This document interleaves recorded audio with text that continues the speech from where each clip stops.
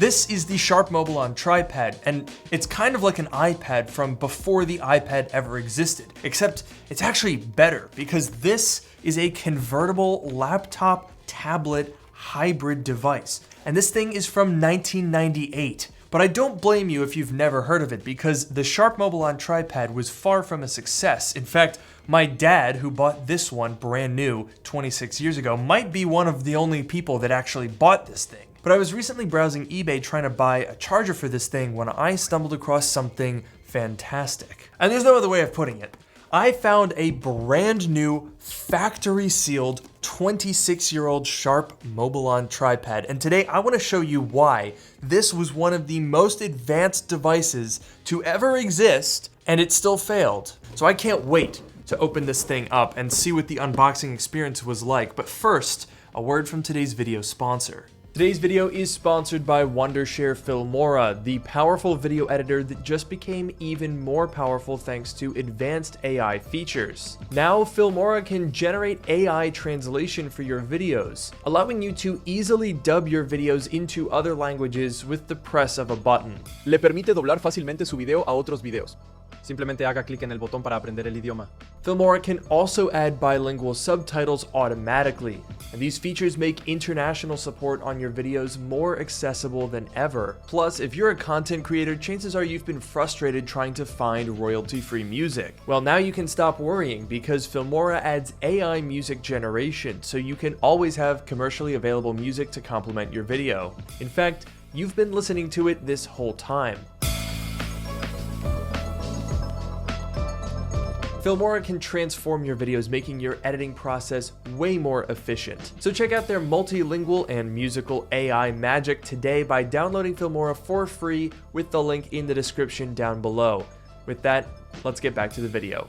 Now, if ever there was a device that was ahead of its time, this is it. All right, so we'll pull back our factory tape. Look at that. The packaging is not advanced. We've got a couple of accessories. Look at that, it's a travel dock that allows you to do VGA and audio out. This is like the USB-C dongle from 1998. Now it looks like the actual laptop is sort of plastic wrapped onto this cardboard insert. Actually, there's some stuff on this side. All right, we got a modem cord, that's good. Got a VGA cable. Oh, we've got some CD-ROMs in here. This is so cool. So we've got a software CD-ROM, which ironically is gonna be hard to read because there's no built-in CD-ROM or floppy or anything. That is so weird to look at, a sealed Windows CE service disk. But look at that, we've got our operation manual for the handheld PC Pro. Instructions on removing the battery. This thing actually runs on a lithium-ion battery, which was rated for 16 hours. That's more than a current iPad. There's a couple other things in here, which I don't know what they are. A Microsoft registration card, and then it has the address for every single Microsoft office that existed in the world that you could mail it to. That seems inefficient.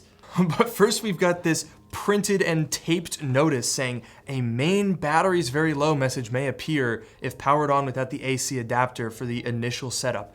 Something tells me that this battery is no longer going to hold a charge, so we're gonna go ahead and disregard that. There it is. Wow. 26 years it's been in this box. And now it's seeing the light of day for the first time. Ooh, it's so clean. Not gonna lie, I'm getting a little nervous here because after sitting in a box for 26 years, there's really no way of knowing if it's actually going to work at all.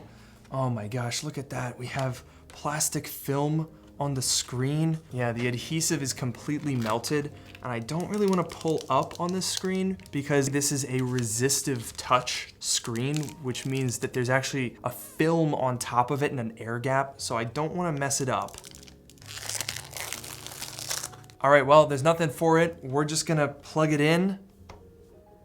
Oh my gosh, a light came on. We have a red light. Let's press the power button. Oh my gosh, the backlight is on. Oh, it says welcome. I can't believe this. It just came on right away as if nothing happened, and now we have the setup screen. Oh my God. Yeah, so this screen is incredibly hard to see. I'm gonna need to get very creative with a camera angle to show this. All right, here we go. We are now calibrating the display. So you gotta do it old school style by tapping each of the dots as it moves around the screen. And by default here, we're at Thursday, January 1st, 1998. Hey, you know what? This keyboard actually is not bad. And that's it. Very simple setup process. We select done to start using the device. And here we are in Windows CE Professional Edition. I wonder if the battery is actually charging. That would be kind of surprising. I think we click over here. Oh, there we go, power properties. Dude, percentage of main batteries power left, 2%? If that goes up to 3%, I'm gonna lose my mind. So you can see here we have a surprising amount of built-in applications. There's Pocket Word, Pocket Excel, Pocket Access, whatever that is, Pocket PowerPoint. We've got a task list, contacts, calendar, an inbox. We've got Internet Explorer, a file viewer, and an image editor. And if I remember correctly, we should be able to go to Programs, Games. Yes, it's got Solitaire built in. Oh yes. The refresh rate of the screen is obviously, you know, not great, but for 1998, it's pretty responsive.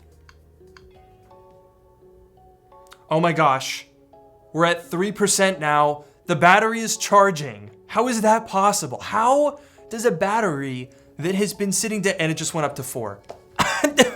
This has been in a box for 26 years. I think we gotta let this thing charge all the way, and we can get to know this device a little bit better.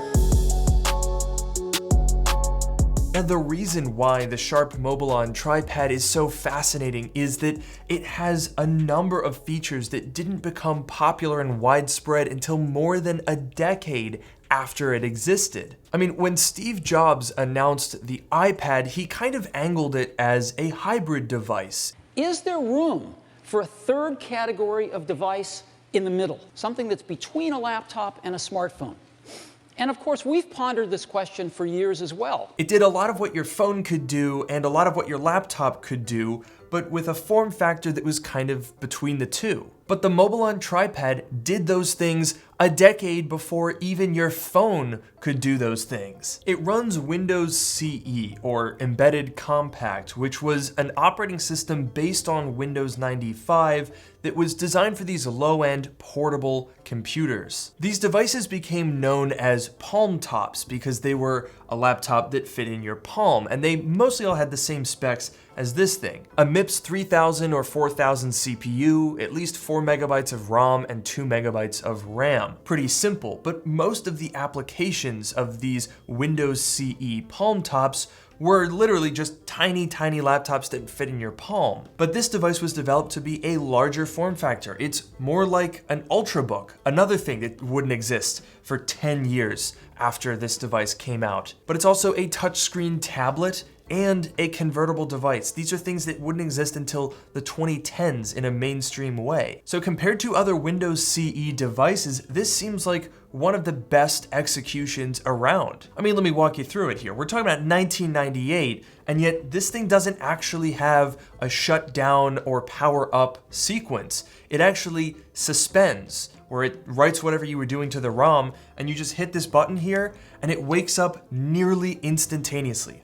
Look how fast that is. It also has no moving parts because all of your storage is on a ROM or a PC card slot, meaning no spinning hard drives, and a MIPS processor means no fans. So the form factor was 10 to 15 years ahead of its time. The operating system honestly is very reminiscent of early iPads and iOS. Honestly, when you put this thing next to a current 11-inch iPad Pro and a Magic Keyboard, this is uncanny. These are 26 years apart, and yet the form factor has just been here in plain sight all along. But of course, being a hybrid device, you can also fold it over completely flat and use it like a tablet, which is why Sharp built in this image editor application, which is actually pretty impressive. This thing has a lot of features. It's like MS Paint on steroids.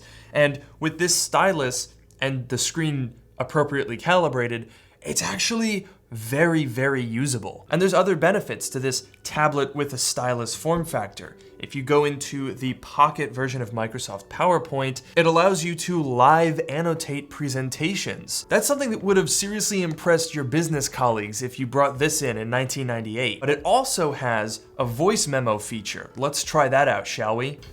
I love my Sharp Mobilon Tripad. This thing really is ahead of its time. Wowee, what a great piece of tech. I love my Sharp Mobilon Tripad. This thing really is ahead of its time. Wowee, what a great piece of tech. Okay, so maybe that feature isn't the most useful, but I'll tell you what this has that even a current iPad doesn't. A built-in calculator. Oh yeah. Plus, when you run into a task that you can't do on this device, you can easily link it to a Windows 95 desktop machine, and it even has an infrared receiver for even tighter integration. They've even got the Apple ecosystem going on here. And thanks to a built-in email client, calendar, contacts list, and task list, this thing kind of functions like a PDA as well, except with a large and colorful screen. Although that screen is probably one of the reasons why this thing wasn't that successful. It's a decent size, 9.4 inches, and a decent resolution for 1998, but it is extremely dim, and the color shifting is awful. There really isn't an angle where you can see all of the colors true to life. There's always some contrast or color shifting at the top or bottom of the display. It's legitimately impressive, and it was really hard to get video of this screen. So why did this thing fail? Frankly, I have no idea. I guess it really was just ahead of its time. It was a niche device made by a niche company during a time when technology was moving really, really fast, and it kind of seemed like companies were just throwing anything at the wall to see if it stuck. And unfortunately, while the Mobilon Tripad didn't stick initially, it did eventually catch on in spirit because devices like netbooks, iPads, tablets, and hybrids have since become commonplace. And this, as far as I can tell, is the first device that really shares the DNA of all of those modern things. It's really, really impressive. And I hope that you guys have enjoyed getting to know the Sharp Mobilon Tripad as much as I have. I'm very curious to hear your guys' thoughts, so be sure to comment down below. And of course, don't forget to like and subscribe. And with that, I'll see you all in the next one.